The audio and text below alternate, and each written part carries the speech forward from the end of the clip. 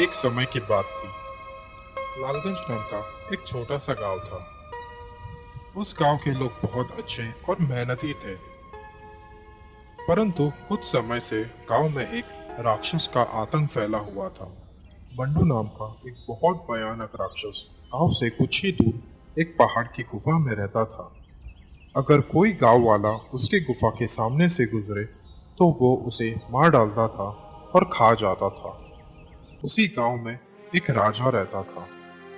महाराज, mandu राक्षस का आतंक गांव के लोगों में फैल गया है। लोगों ने उस पहाड़ से जाना भी बंद कर दिया है और वो एक ही रास्ता है जहां से हम दूसरे गांव के साथ लेन देन करते हैं। ऐसा ही चलता रहेगा तो हमें बहुत मुश्किल होगी। कुछ तो उपाय निकालना पड़ेगा महाराज। मंत्री जी, आप सत्य कह रहे हो। उस राक्षस के बारे में कुछ तो सोचना पड़ेगा। हम बहुत दिनों तक हाथों में हाथ डाल के नहीं बैठ सकते। इसका कुछ तो हल निकालना पड़ेगा।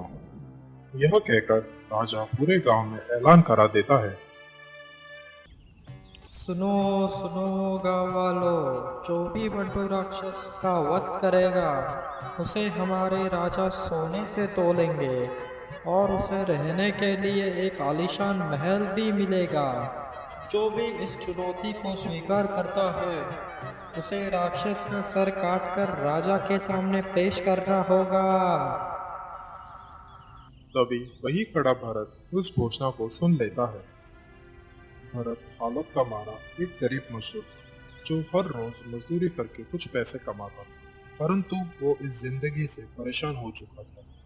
वैसे भी मैं पूरे जिंदगी में इतना धन तो कभी कमा नहीं पाऊंगा, पर अगर मैंने उस राक्षस को मार दिया तो मुझे कभी मजदूरी करने की ज़रूरत भी नहीं पड़ेगी। एक काम करता हूँ, इस चुनौती को मैं स्वीकार कर लेता हूँ। वैसा ही करता हूँ। यह कहकर भरत राजा से मिलने राजमहल चला जाता है। वह राजा को मिलके बताता है कि वो इस चुनौती को स्वीकार करने आया है और वो उस राक्षस का गला काट के राजा को भेंट करेगा। यह सुनकर राजा बहुत खुश होता है और कहता है, अगर तुम इसमें सफल हुए तो मैं तुम्हें इतना धनवान बना दूंगा कि तुमने कभी सोचा भी नहीं होगा। जोश जोश में भरत वहां से चला जाता है और उस पहाड़ पर पहुंच जाता है। तभी उसे वह बड़ी सी गुफा दिखती है। वो थोड़ा झिझकता है और उसे डर लगने लगता है।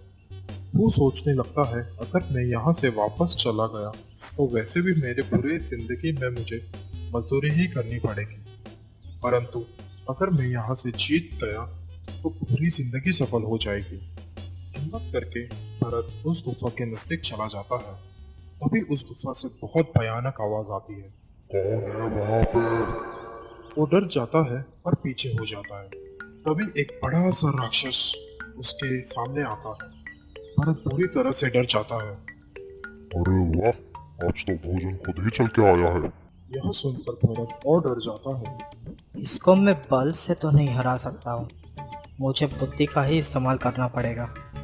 क्या खुसर फुसर कर रहा है? हे बलशाली मंडू जी, मरने से पहले मेरी एक इच्छा है। हाँ बोल, तेरी क्या इच्छा है? मैंने सुना है कि आप बहुत शक्तिशाली और मायावी हो। तूने बिल्कुल ठीक सुना है। मैं इस दुनिया का सबसे ताकतवर राक्षस हूँ। ऐसा कोई काम नहीं जो मैं नहीं कर सकता। हे मंडू राक्षस, मरने से पहले मैं आपकी माया और शक्ति का नमूना देखना चाहूंगा। क्यों नहीं, मरने से पहले तेरी ये इच्छा मैं पूरी करूंगा। यह कहकर मंडू राक्षस वही बाजू में पड़ा हुआ बड़ा सा पत्थर उठा लेता है और दूर फेंक देता है। ये ले, अभी तो खुश है? अरे नहीं नहीं, ये तो मैंने सिर्फ आपके शक्ति का प्रयोग देखा है।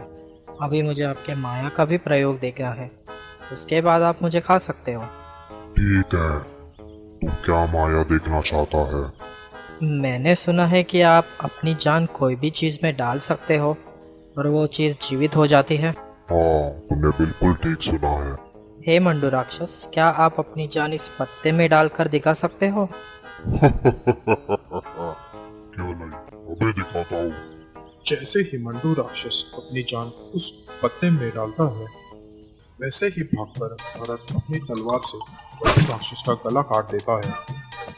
मंडू राक्षस जल्दी से उस पत्नी से निकल के अपने सिर में चला आता है। ये तुमने क्या किया? तुमने मेरे साथ छल किया है। क्यों बे मंडू, मुझे मारने चला था? भाई जिंदगी भर ऐसा ही पड़ा रहेगा बिना शरीर के। यह कहकर भरत वहां से चला जाता है और राजमहल चला आता है। महाराज, आपको दिया हुआ वादा मैंने पूरा किया। ये देखिए मंडू राक्षस का सर। बहुत खूब भरत, तुमने बहुत अच्छा काम किया। तुम सचमुच इस गांव के सच्चे वीर हो। तुम्हें जितना भी इनाम दो उतना कम होगा, पर फिर भी तुम्हें जैसा वादा किया है वो सब मिलेगा और तुम आज से ही हमारे राजमहल के सेनापति बनोगे। इस तरह भरत ने अपने चतुराई से एक राक्षस को हरा दिया और पूरे समाज में अपना नाम रोशन कर लिया। अगर आपको हमारे किस्से और कहानियाँ पसंद आते हैं तो हमें सपोर्ट करने के लिए ज़रूर लाइक, कमेंट और सब्सक्राइब करना ना भूलें। मिलते हैं अगले वीडियो में।